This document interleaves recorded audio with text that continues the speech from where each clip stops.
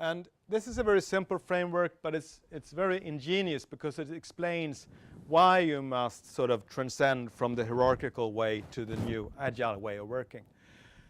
So when we think about management, if you're a fossil company, okay, you think that either things are simple or they are complicated. And in this half of this model, things are sort of stable, predictable. If it's simple, it's like a simple problem, like the battery is out of the fire alarm. If you change the battery and you have an instruction exactly how to do it, you fix the problem. So you can deploy best practice. When you work in the complicated situation, it's more like if you, for example, must sort of introduce a management, say a quality management system. It's a complicated thing to do, but there's someone, an expert, who knows how to do it. So you call that expert, the expert comes and will work out exactly how you should deploy the system, and you do it. And it's all predictable. So it's no problem. And this is the way we think in fossil organizations, that everything works this way. You can always predict, analyze, call an expert, solve the problem.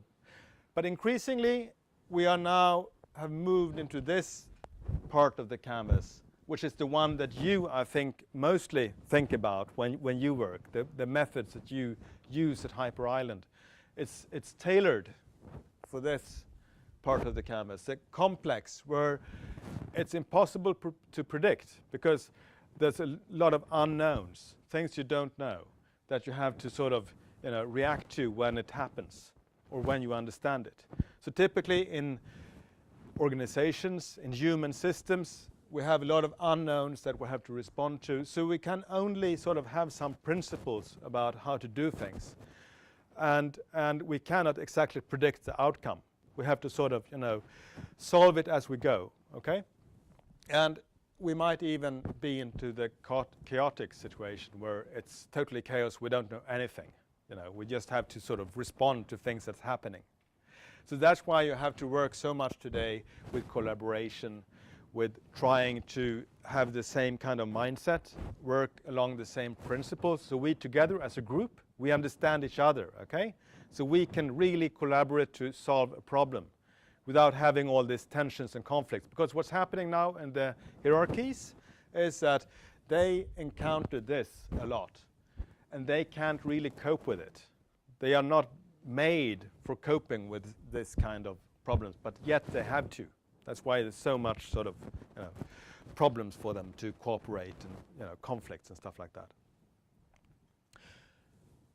But there are some definite advantages, that the reason why this old hierarchical model have been so pervasive, and it's still with us, and organizations still use this model, is because it has some clear advantages. It's very stable and predictable. You know who's on top.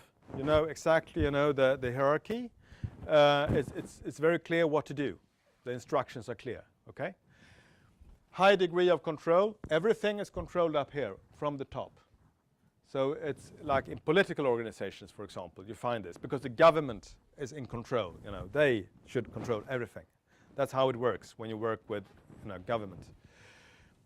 And operational excellence is what you strive for.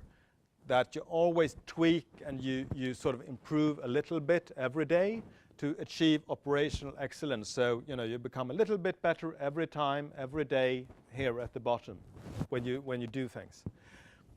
And you have little need for team development because everyone knows exactly what to do. Every worker, sort of, You don't need so much team development.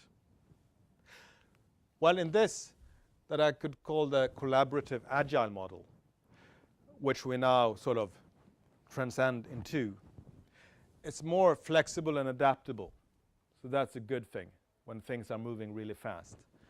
It fosters independence and innovation. So it's more for, driving innovation and so on. That's why you work so much with that kind of models here at Hyper Island. And you work with leadership excellence to have really good leadership and self-management. Not just that you have one leader manager at the top, you have leaders on all levels. But it requires a lot of team and a lot of individual development for it to work, because this is not stable. It's like the pyramid. This is really stable. It's really hard to change. Okay? This one is sort of rolling around like a ball. So to really work in this model, it really takes something out of each one of you. You need to be really adapted and be able to collaborate and be able to communicate and all that stuff. I guess you've encountered that in how you work here. Okay? And that's really hard if you have an old type of organization. Why should I do that? And I don't want to collaborate with them. And I know exactly how to do my part. Leave me alone. That's the typical response you get. Okay? So that's really challenging when you try, because now everyone is trying to move more or less from this kind of model to this one. And it's really challenging because it takes so much of people and the way you think. You must really shift your mindset if you want to work in a more agile way. Because it's not just changing a few methods. And the problem is that a lot of people think that it's about changing a few methods and then you can just go. They don't realize that, no, you have to change the entire model. You can't have this typical hierarchy, and you must work in entirely new things. So I think that the thing that you will encounter a lot when you meet these big corporations and government agencies and whoever is that they are very much here in how they think. And you are, I think, very much here in how you think.